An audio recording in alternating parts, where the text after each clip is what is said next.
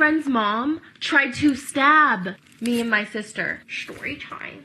Yes, honey, you heard that right. She tried to stab us with a knife. So at the time, me and my sister were 8 and 9 years old. And we went to the pool every single day. And we eventually made friends with this boy. We're gonna call him Tomato. Then our parents ended up making friends with Tomato's mom. Like, they ended up becoming really good friends. And after a couple months, Tomato eventually asked me and my sister to spend the night. Well, our parents surprisingly said yes. This is the one time, and the one time only, I wish my parents would have said no. Well, anyways, we went to the sleepover.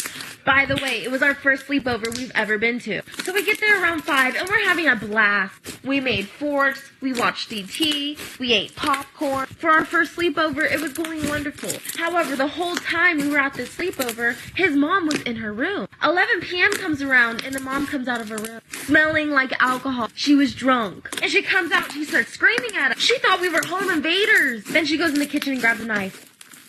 Part 2 of how my boyfriend broke up with me to marry my mother. Disclaimer, this is not my story time. It was sent to me on Instagram. So like I said in part 1, we moved into my mom's house and she was wearing lingerie all the time. And she would constantly flirt with my boyfriend. My boyfriend was having a really hard time finding a job, but luckily I found a job. So I started working as a personal assistant. The problem is that as a personal assistant, you have to be on call almost 24/7. So I was usually never home, and sometimes when I would get home, I'd have to go right back out. This allowed for my mom and my boyfriend to spend a lot of time together by themselves. I would come home and they would be watching movies on the couch together. My mom would always cook him dinner, and then I started finding out stuff. For example, I found out they went to the movies together and they didn't invite me. I only found out because my boyfriend used our joint bank account to pay for the tickets. Sometimes they would order food for themselves and not even offer me any, and they would have beach days. They were spending way too much time together. At first I thought this was good because it meant they got along, but the more my mom dressed provocatively, the more I realized she was trying to seduce him. Then my boyfriend breaks up with me and tells me that I should move out because him and my mom fell in.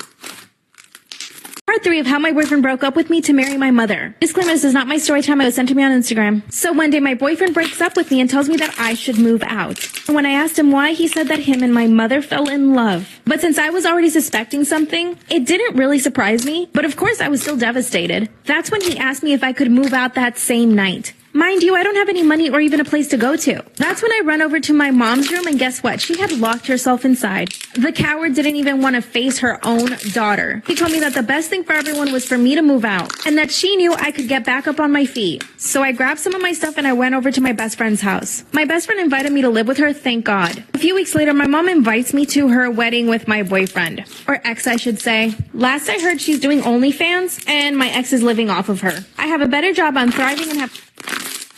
When I was in grad school, I worked as a tutor for undergrad students where I met my boyfriend who's 5 years younger than me. We had an amazing relationship. However, my parents are a little on the conservative side, and as soon as my mom learned about the age difference and his various tattoos, she was livid.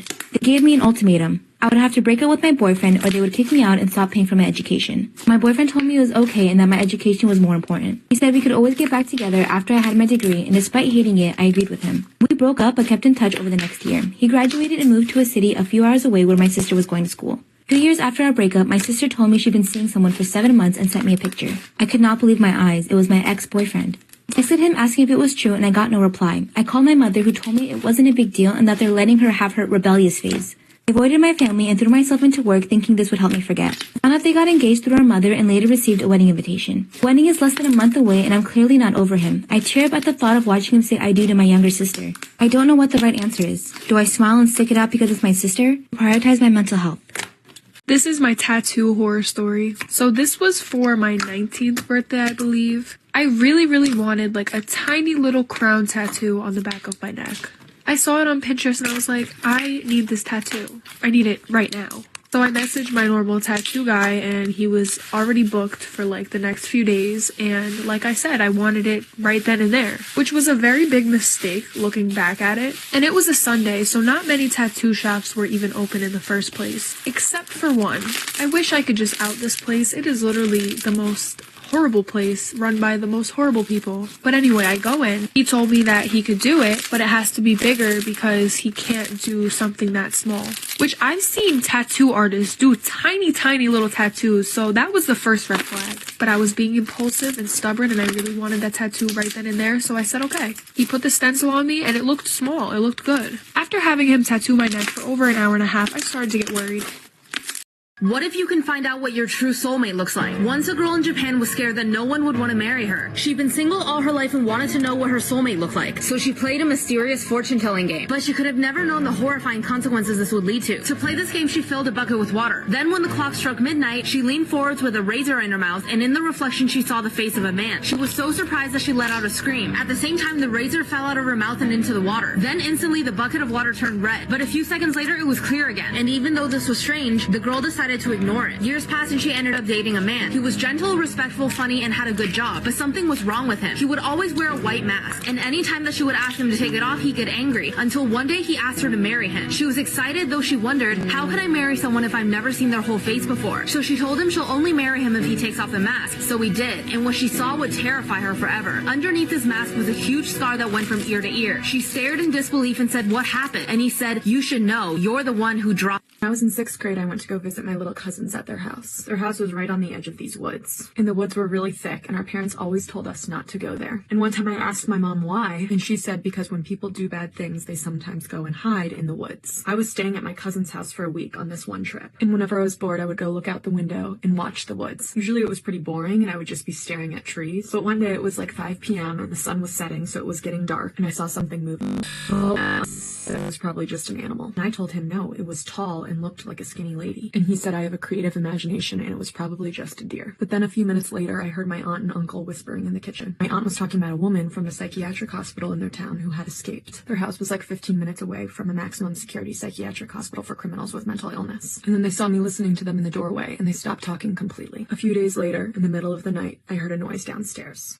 When I was in so I woke up in the middle of the night from this noise coming from downstairs. It sounded like something was scratching the back door. But when I got downstairs, the noise had stopped. But when I looked at the window facing the woods, there were footprints in the snow. But my aunt and uncle were really strict, and they had this rule that we weren't allowed to go in their room when they were sleeping. So I made sure all the doors were locked, and I decided I would tell them in the morning. The next morning we woke up and it was a really intense blizzard. Such heavy snowfall that we couldn't see the ground. So when I told my aunt and uncle about the footprints, they didn't believe me and told me it was probably a nightmare. The next day I had to leave, and I didn't go back and visit my cousins for a long time. But the next This is why you shouldn't let just anybody around your kids. Wear a mask while you watch this story time. I promise you're gonna want to. So when I was around 15 years old, I started doing really bad in school. My parents were really poor and my dream was to go to college, so I needed to work my ass off so I could get a scholarship. But with how my grades were looking, it did not seem like I was gonna get one. My school offered after school tutoring classes, so I started taking them. Just in case I didn't get that scholarship, my parents started working late hours so they could pay for my college. They also hired a part-time babysitter / housekeeper. Mind you, my parents worked all day until super late at night. Our job was to arrive after we all left to clean up the messes that we didn't have time to clean up in the morning or the night before. Then she was supposed to pick me up from my tutoring classes, stay at the house and watch me until my bedtime, which was about 9 p.m. Then she was supposed to leave. But one day we were sitting at the kitchen table eating breakfast and we all catch a drift of this terrible smell. My dad finds out that the smell is coming from the basement. As soon as he opened the door, the smell just hits you in the face. We all go down there to check where the smell's coming from. We see a pile of human feces. Laying next to it is my babysitter. This is why you should. Part 2 of why you should never let just anybody around your kids. So we go to check out the smell in the basement. There my babysitter is, laying next to a pile of her own shit. My parents wake her up and everyone's covering their mouth and nose with our shirt. I go upstairs because the smell. I let my parents deal with that shit. Literally. I hear my dad yelling at her and telling her to get out. She explains that she used to be a full-time nanny and she has nowhere else to go because they kicked her out. If she was shitting on the floor, who the fuck wouldn't kick her out? She says she did that because she gets really bad anxiety at night and can't go upstairs or we would hear her and wake up. Because you have anxiety does not give you the right to shit on the floor. I have anxiety. Do you see me shitting on the floor? So my parents kick her out anyways, like any reasonable person would. And we thought that was the last that we were gonna see of her. But one night at like 2 a.m. in the morning, I hear a tapping on my window. So I wake up and there's my babysitter staring at me through my window. She looks sad and she like motions for me to let her in. I'm looking at her like, the fuck no? And so that sadness quickly turns to anger and she starts banging on my window. Part 3 of why you shouldn't let just anybody around your kids. Like I said, my stalker ass babysitter is banging on my window at 2 a.m. in the morning. And so I quickly go to get my parents because what if she breaks that shit and breaks in? Once I leave my room, I hear the banging stop, but I still go to tell my parents what just happened. My dad calls the police and they check around the area and she's nowhere to be found. The smell goes away. We don't see her anymore, so we think everything's good now. But one day my mom texts me and tells me that she left me a tray of cookies on the dining table for when I get back from tutoring. Well, I didn't see any cookies or a tray. My mom gets home, she wakes me up and asks me where I put the tray. I told her that I didn't even see the tray of cookies. So my mom tries looking for the tray because she needs it for when she cooks. She never finds it. Mind you, my family never goes to our basement. But one day, my dad needs some tools to help fix his buddy's car. He also notices that the tray we were looking for is in the basement. We're all freaked out at this point because our babysitter was secretly living in our house. Now things are going missing and being misplaced. And after looking around for any suspicion that she might have been there again, we notice a broken lock in the window of our basement. Part 4 of why you shouldn't let just anybody around your kids. So after putting 2 and 2 together and realizing that my babysitter had been sneaking into our house through our basement window, and also noticing that things have been going missing, we call the police and report her because it was just so obviously her. She did not do a good job at all at covering her tracks. When the police look her up, they say she has no criminal record and that she's not enlisted in any housing. So she was homeless. So my parents go ahead and fix the lock on our basement window. I'm guessing once she found out that she couldn't get in anymore, she stopped trying. So afterwards, my parents stopped working as much, and I got a friend to start dropping me off at home after my tutoring classes. Once I would get home, I would do all the cleaning just to help my parents out, so then they could keep working their long hours so I could go to college. My parents were kind of iffy about leaving me at home by myself. Child, I could fight. So everything was good and we never saw her again.